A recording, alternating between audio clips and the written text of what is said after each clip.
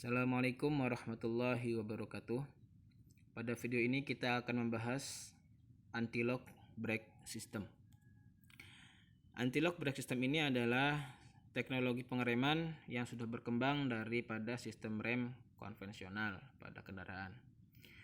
Jadi pada sistem rem ABS ini pengontrolan tekanan pengereman dari master silinder.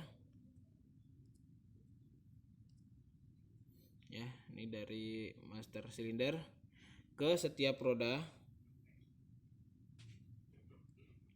ini diatur berdasarkan kondisi pengereman yang dibaca melalui brake control module. Jadi penekanan atau tekanan minyak rem ini dikontrol secara komputer sehingga pada roda ini tidak terjadi penguncian. Jadi lebih cepat, lebih baik dan lebih aman saat dilakukan pengereman. Nah, dasar teori untuk anti-lock brake system. Jadi bagaimana kita mensimulasikan bagaimana kendaraan melakukan pengereman jika tidak disertai dengan anti-lock brake system. Pada kendaraan rem non ABS saat roda belakang terkunci, ini roda belakang terkunci, maka kendaraan cenderung bergerak atau terbanting ini posisi melajunya. Maka kendaraan akan cenderung tidak stabil karena belakangnya ini terkunci. Maka bagian belakang kendaraan akan bergerak keluar. Ini terjadi karena kondisi pengereman dan juga kondisi permukaan jalan dan perubahan koefisien gesek. Jadi ini yang terjadi ketika dilakukan pengereman bagian belakang sampai terkunci, ban belakang terkunci, posisi kendaraan masih melaju dan ban depan berbelok, maka kendaraan akan terbanting terutama bagian belakang kendaraan keluar. Tentunya ini sangat berbahaya karena kendaraan tidak stabil. Nah, kemudian pada kondisi roda depan terkunci. Roda depan terkunci padahal roda depan ini sudah berbelok. Misalkan di sini ada rintangan ataupun ada kondisi yang mengharuskan mengharuskan kendaraan menghindar dan mengurangi kecepatan. Padahal ini roda sudah berbelok, tetapi karena dilakukan pengereman sehingga ban itu mengunci, kendaraan cenderung tetap melaju. Tidak bisa mengatur atau tidak bisa mengontrol kondisi mobil karena bannya terjadi lock atau locking, terjadi penguncian. Ini mengakibatkan saat terjadi pengereman dan mobil itu harus bermanuver, si pengemudi tidak bisa mengontrol kestabilan ataupun mengontrol keadaan mobil. Tentunya ini sangat berbahaya. Jadi ini karena gaya sentrifugal yang dihasilkan dari luar akan hilang oleh gaya sentripetal dari roda belakang. Ini jadi dia cenderung untuk mobil bergerak terus melaju ke depan. Nah, ini perbedaan yang terjadi ketika saat pengereman pada kendaraan non ABS dan pada kendaraan yang disertai dengan ABS. Karena ini posisi yang pertama. Jadi saat pengereman mendadak pada kondisi licin, kendaraan rem ABS cenderung bisa stabil. Nah, karena pada roda belakang dan roda depan daya pengeremannya dikontrol. Ya, ketika kendaraan atau roda belakang itu akan terjadi slip, maka daya pengeremannya dikurangi sehingga roda tidak terjadi slip. Ya, karena yang ditunjukkan pada gambar yang di sini, ya ini terjadi karena roda depan atau roda belakang itu terjadi slip sehingga roda belakang ini atau bagian belakang dari mobil akan terbanting keluar. Nah, begitupun pada saat dilakukan pengereman kondisi jalan berbelok, ya, pada rem ABS, ya, mobil dapat melakukan pengereman dengan stabil pada saat berbelok.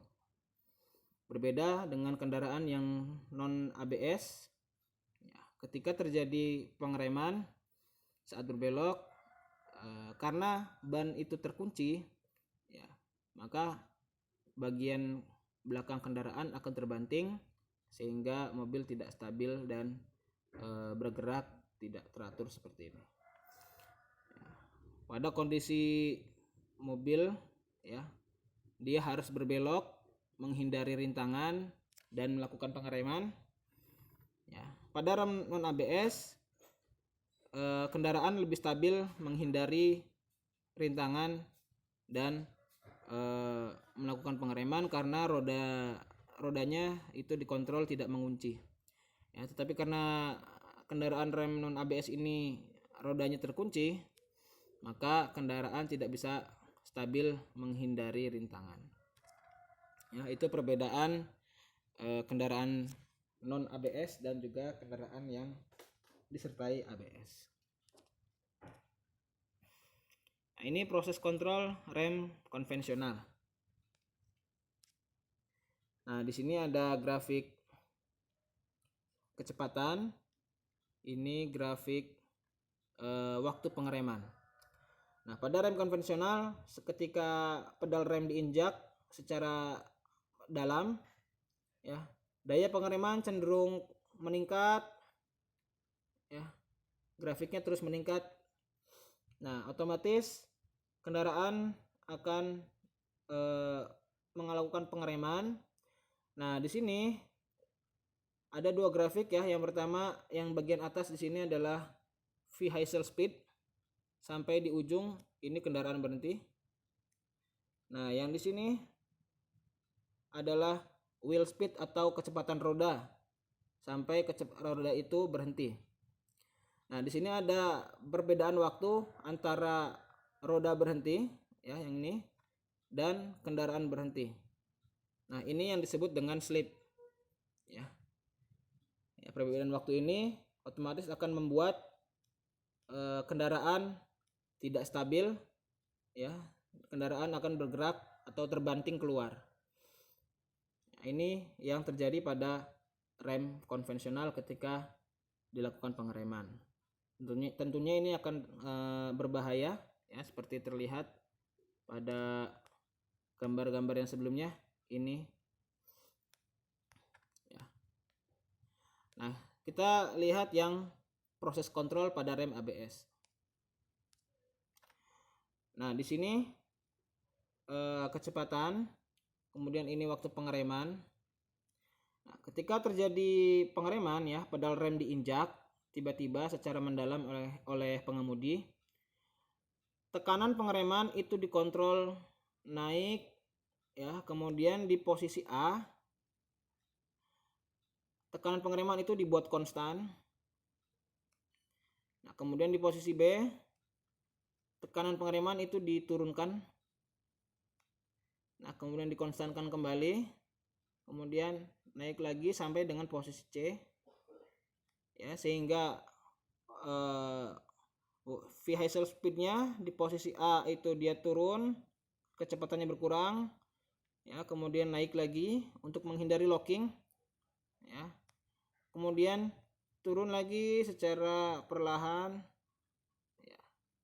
Ini untuk menyamakan dengan kecepatan kendaraan, ya. Jadi wheel speed atau putaran roda itu tidak langsung lock, ya, tidak langsung lock, ya, jadi dia berbarengan, ya, kecepatan roda berhenti berbarengan dengan kecepatan kendaraan, ya, sama-sama berhenti. Jadi tidak ada perbedaan waktu antara kecepatan roda dengan kecepatan kendaraan berhenti.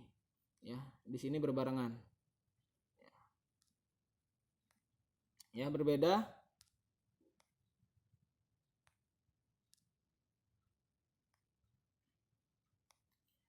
Ya, berbeda pada kondisi atau proses pengontrolan rem pada rem konvensional.